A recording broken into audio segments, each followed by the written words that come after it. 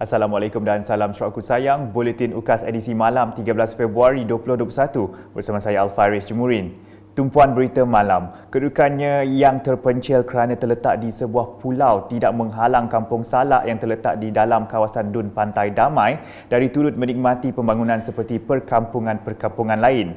Menurut Menteri Muda di Jabatan Ketua Menteri Hal Ehwal Islam dan DBKU, Datuk Dr. Abdul Rahman Junaidi, Kampung Salak kini semakin membangun dan telah dilengkapi dengan kemudahan asas seperti bekalan elektrik dan air termasuk infrastruktur telekomunikasi khas untuk memastikan mereka terus berhubung dengan dunia luar. Semasa merasmikan program Pantai Damai Prihatin 2021 di Kampung Salak pada Sabtu, Menteri Muda Utiliti Bekalan Air itu berkata pelbagai usaha juga turut dijalankan untuk meningkatkan aktiviti pelancongan di Kampung Salak seperti inap desa, persiaran laut dan hidangan makanan laut.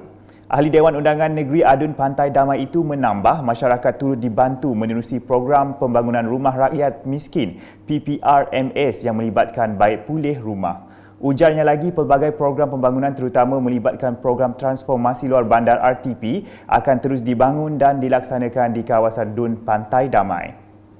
Berita seterusnya, kelewatan program urus niaga barangan makanan dan bahan binaan secara one-off antara Malaysia dan Indonesia kerana pelaksanaannya perlu dirujuk kepada pihak atasan kedua-dua kerajaan.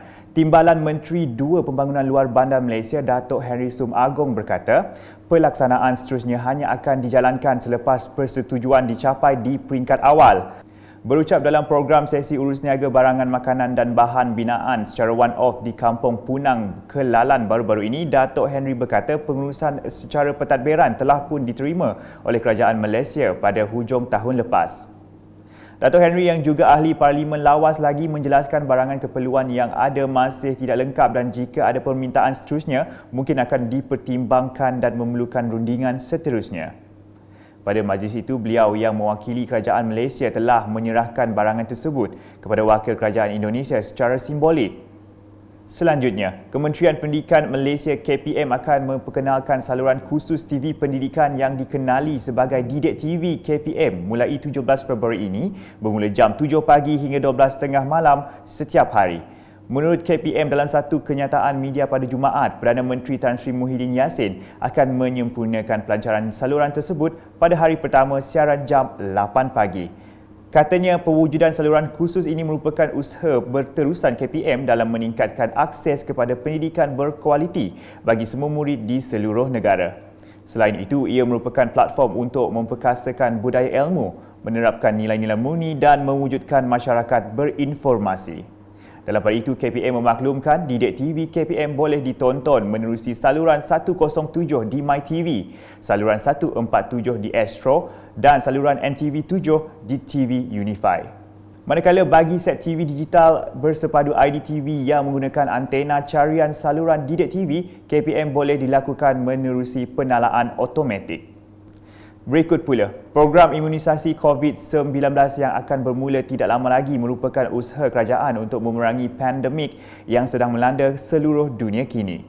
Sehubungan itu, satu taklimat dan penerangan ringkas mengenai pengagihan vaksin tersebut telah diadakan di Pejabat Daerah Kecil Subuyau baru-baru ini.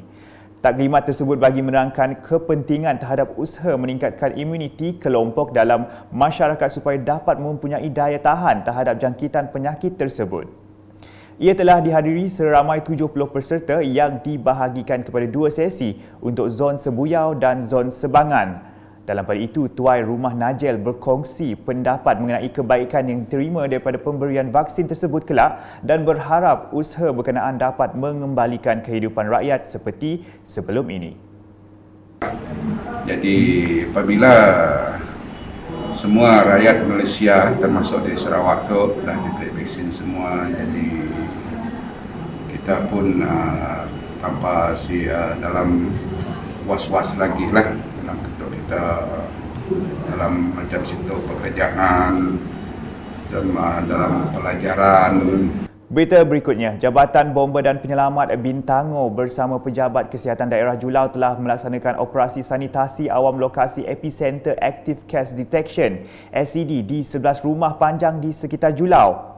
Operasi yang turut dibantu pihak PDRM dan Rela Julau itu diadakan pada Jumaat dengan peralatan digunakan seunit mist blower manual 13 liter, 2 unit manual knapsack sprayer 13 liter dan seunit manual knapsack sprayer 8 liter dan 13 liter sodium hypochlorite. Senarai 11 rumah panjang terbabit seperti tertera.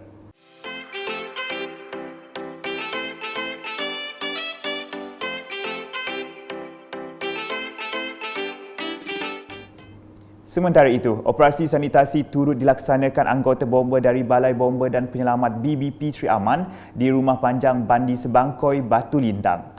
5 anggota bomba terlibat dalam proses tersebut dengan menumpukan kerja-kerja penyemburan di dalam, luar dan sekeliling rumah panjang tersebut mengikut prosedur operasi standard SOP COVID-19. Rumah Panjang Bandi Sebangkoi di Batu Lintang merupakan salah sebuah rumah panjang yang diarahkan untuk menjalani Perintah Kawalan Pergerakan Diperketatkan PKPD di kawasan Sri Aman. Ia selepas terdapat 33 individu disahkan positif COVID-19 dari kluster Sebangkoi.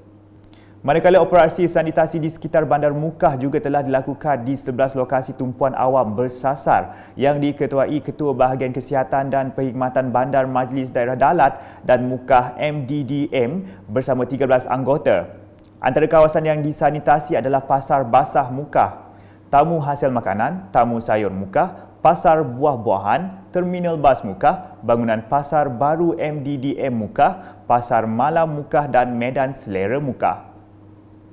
Sekian edisi malam bersama saya Al-Faris Jemurin dan kru penerbitan. Berita lebih lanjut boleh didapati di semua platform media sosial UKAS termasuk portal ukas.sarawak.gov.my dan pastikan anda subscribe UKAS channel di YouTube. Salam UKAS.